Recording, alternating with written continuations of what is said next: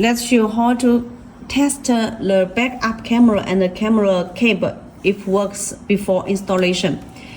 You can test like this. This is the backup camera cable. This red wire should be connected to your reverse light, but you can test in this way. Connect this red wire to a constant power. Connect the ground wire to ground wire. Connect red wire to the pink wire backup control for camera trigger. And input the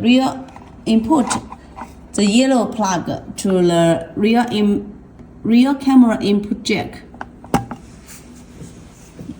Now the camera works. That means the camera and the camera cable are in good condition. You can install it.